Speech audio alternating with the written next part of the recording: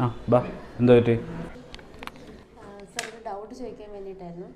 രാവിലെ ഒരു പേഷ്യൻ്റ് വന്നിട്ടുണ്ടായിരുന്നു സാർ. അതിന് ഒരു റേഡിയോ തെറാപ്പി ഒരു അയഡിൻ്റെ എന്തോ സംഭവം ഒരു ട്രീറ്റ്മെൻറ്റ് കാര്യം പറഞ്ഞിട്ടുണ്ട്. അത് എന്താണെന്ന് അറിയാൻ വേണ്ടിയിട്ടായിരുന്നു സാർ. റേഡിയോ അയഡിനൊന്നുമല്ല, radioactive iodine therapy. Radioactive iodine therapy എന്ന് പറഞ്ഞാൽ ഒരു 50 വർഷത്തിലേറെയായിട്ട് തൈറോയിഡിൻ്റെ ചില അസുഖങ്ങൾക്ക് ഉപയോഗിക്കുന്ന ഒരു ചികിത്സാ രീതിയാണ്. പ്രധാനമായിട്ട് ഹൈപ്പർ തൈറോയിഡിസവും തൈറോയിഡിൻ്റെ ക്യാൻസറിൻ്റെ അസുഖത്തിൻ്റെ ചികിത്സയുമായിട്ടാണ് ഇത് നമ്മൾ ചെയ്യുന്നത്.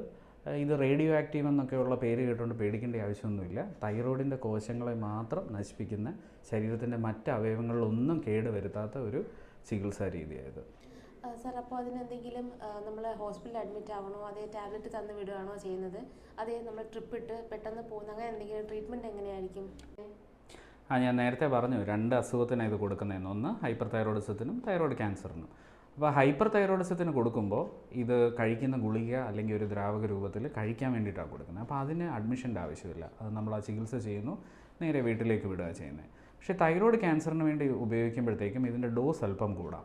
അപ്പോൾ കഴിക്കുന്ന വഴിയായാലും IV ഇഞ്ചക്ഷനായിട്ടും കൊടുക്കാറുണ്ട്. പക്ഷേ ഏത് വിധത്തിലായാലും ഏത് രൂപത്തിലായാലും അതിൻ്റെ ഡോസ് കൂടുന്നതുകൊണ്ട് അതിൻ്റെ ഒരു മുൻകരുതൽ എന്ന നിലയ്ക്ക് പേഷ്യൻറ്റിനെ ഒരു 2 ദിവസം വരെ അഡ്മിറ്റ് ചെയ്യുന്ന ഒരു പതിവുണ്ട്. അപ്പോൾ തൈറോയ്ഡ് ക്യാൻസറിന് വേണ്ടിയാണെങ്കിൽ അഡ്മിഷൻ ആവശ്യമുണ്ട്. അല്ലെങ്കിൽ ഹൈപ്പർ തൈറോയിഡിസത്തിന് വേണ്ടിയാണെങ്കിൽ ഔട്ട് പേഷ്യൻ്റ് നമ്മുടെ ഒരു കൺസൾട്ടേഷൻ പോലെയേ ഉള്ളൂ. സാർ, അപ്പോൾ അതിന് എന്തെങ്കിലും സൈഡ് എഫക്ട്സ് എന്തെങ്കിലും ഉണ്ടാവുമോ? സൈഡ് ഇഫക്റ്റിനെ കുറിച്ച് അങ്ങനെ പേടിക്കേണ്ട ഒരു ആവശ്യമില്ല. ഇതിൻ്റെ പാർശ്വഫലങ്ങളെക്കാട്ടിലും പ്രധാനമായിട്ട് പറയേണ്ടത് ഇതിൻ്റെ ഫലം എന്താണ്. ഇതിൻ്റെ ഫലം ഇത് ചെയ്ത് കഴിയുമ്പോൾ നമുക്ക് സ്ഥിരമായി ജീവിതകാലം തൈറോയ്ഡ് ഹോർമോൺ കഴിക്കണം. റേഡിയോ ആക്റ്റീവ് അയഡിൻ എടുത്തതിന് ശേഷമുള്ള ഹൈപ്പോ തൈറോയിഡിസം വരും. അപ്പോൾ ആ ചികിത്സാ ഫലത്തിന് വേണ്ടിയാണ് നമ്മൾ ചികിത്സിക്കുന്നത്.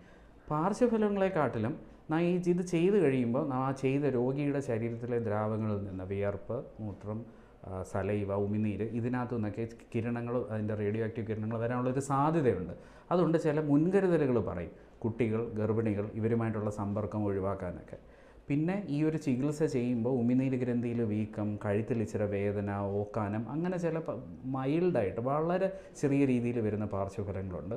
പലർക്കും റേഡിയോ ആക്റ്റീവ് എന്ന് കേൾക്കുമ്പോഴത്തേക്ക് എന്തോ അർബുദം ഉണ്ടാക്കുന്നു എന്നൊക്കെ ഒരു സംശയം വരും. പക്ഷേ അതൊക്കെ വളരെ വളരെ റെയറാണ്, വളരെ അപൂർവമായിട്ട് സംഭവിക്കുന്നത്. പിന്നെ സ്ഥിരമായിട്ട് എല്ലാവരും ചോദിക്കുന്ന ഒരു ചോദ്യമാണ്, ഇതെടുത്താൽ വന്ധ്യതയുണ്ടാവും, ഇതൊന്നും ചെയ്യാൻ പാടില്ല എന്ന്.